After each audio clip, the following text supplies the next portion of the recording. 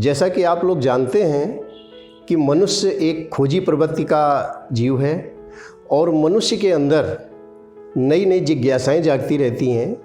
तो बहुत पहले जब मनुष्य विकसित नहीं था तो उस समय मनुष्य अपने आसपास पड़ोस की चीज़ें देखता था। तो पहले तो वो देख करके और उसके बारे में जानने की कोशिश करता था। धीरे धीरे जब मनुष्य थोड़ा और बुद्धिमान हुआ तो उसके अंदर एक जिज्ञासा पैदा हुई कि ये जो आस पड़ोस की जो वस्तुएं हैं ये सब कैसे बनी हैं, इनकी बारीकी से संरचना क्या है। तो इस बारे में सबसे पहले हमारे एक भारतीय महर्षि थे कणाद। तो ये कणाद ऋषि थे। इन्होंने सबसे पहले द्रव्य के बारे में थोड़ा सा एक अपना व्यू दिया, अपना विचार प्रस्तुत किया। उनका विचार था कि प्रत्येक पदार्थ बहुत ही छोटे छोटे बारीक कणों से मिलकर बना है। एक्चुअली कण वहीं से आया, ऋषि का नाम था कणाद। तो उन्होंने अपने नाम के आधार पे ही उसको बारीक पार्टिकल को उन्होंने कण के नाम से पुकारा। तो ये जो उनके अनुसार जो कोई भी पदार्थ लें हम, जो हमारे आसपास कहीं भी दिख रहा है, चाहे वो ठोस हो, चाहे द्रव हो और चाहे गैसियस फॉर्म में हो, उनके अनुसार प्रत्येक पदार्थ बहुत ही सूक्ष्म छोटे छोटे कणों से मिलकर बना है और उसी नाम पे उन्होंने उनको कण कहा, बारीक कण।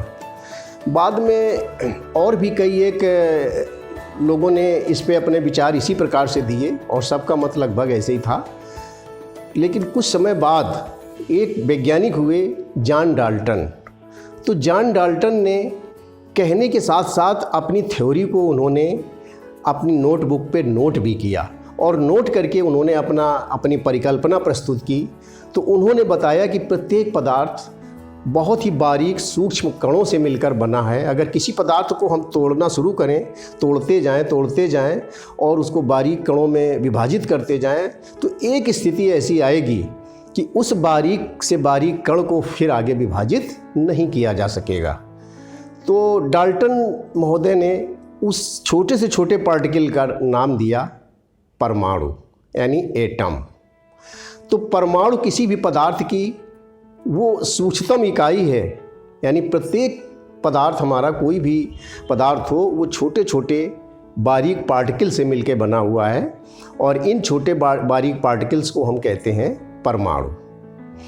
तो अब इसके बाद परमाणु के बारे में डाल्टन ने बताया कि परमाणु किसी भी पदार्थ का वह सूक्ष्मतम कण है, यानी वह अविभाज्य कण है। एक प्रकार से उन्होंने बताया कि उस पार्टिकल को अब आगे विभाजित नहीं किया जा सकता है। आगे उन्होंने बताया कि परमाणु रासायनिक अभिक्रिया में भाग तो लेता है परंतु नेचर में वह स्वतंत्र रूप से नहीं रह सकता है। और वैज्ञानिक अपने अपने प्रयोगों में लगे थे। तो उसके फलस्वरूप कुछ वैज्ञानिकों ने उसमें कुछ और निष्कर्ष प्राप्त किए और डाल्टन की थ्योरी में थोड़ा सा गलतियां उन्होंने निकाली और उनके अनुसार उन्होंने बताया कि नहीं, परमाणु को जैसे डाल्टन ने अविभाज्य बताया है ऐसा नहीं है, परमाणु के अंदर भी कुछ नए नए टाइप के पार्टिकल्स छुपे हुए हैं। तो डाल्टन के परमाणुवाद के बाद वैज्ञानिकों में होड़ लग गई और हर वैज्ञानिक अपने अपने एक्सपेरिमेंट में लग गए। तो सबसे पहले सन 1897 में सर जे थॉम्सन ने एक एक्सपेरिमेंट किया जो कहलाता है कैथोड रे प्रयोग, यानी कैथोड रे उत्पन्न की उन्होंने। और उन्होंने कैथोड रे उत्पन्न की और जब उनका स्टडी किया उनके बारे में तो उन्होंने पाया कि cathode ray are made by the tiny particles. और उन पार्टिकल्स का जब अध्ययन किया गया तो पाया गया कि उनमें नेगेटिव चार्ज है, ऋणात्मक चार्ज है और वो बहुत ही हल्के हैं। तो उन पार्टिकल्स का नाम ही जे थॉम्सन ने इलेक्ट्रॉन दिया। तो इस प्रकार से परमाणु के अंदर एक नया पार्टिकल इलेक्ट्रॉन भी इंट्रोड्यूस हो गया।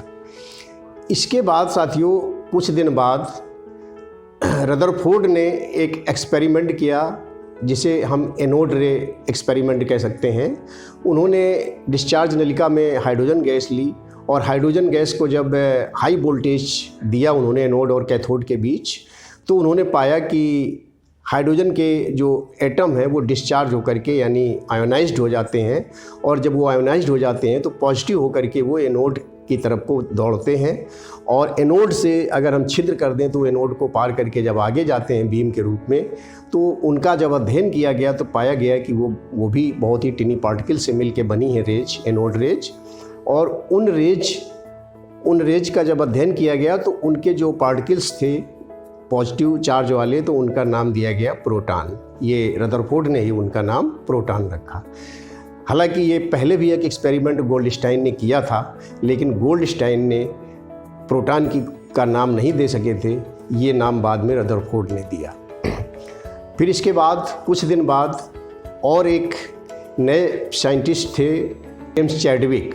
तो जेम्स चैडविक ने बेरिलियम न्यूक्लियस पर बम्बार्डमेंट किया अल्फ़ा पार्टिकल का, और उसके दौरान उन्हें एक नया पार्टिकल प्राप्त हुआ और उस पार्टिकल का नाम उन्होंने न्यूट्रॉन रखा। एक्चुअली वो पार्टिकल न्यूट्रल था, ना तो उसमें धनात्मक चार्ज था और ना ही ऋणात्मक चार्ज था।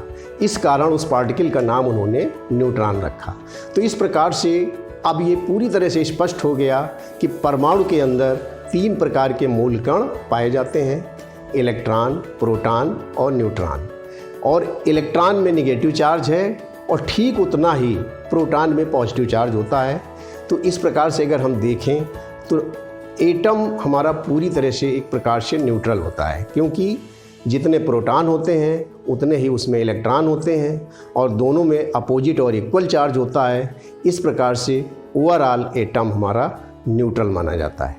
तो इसके बाद हम आगे के चरण में परमाणु मॉडल के बारे में डिस्कस करेंगे।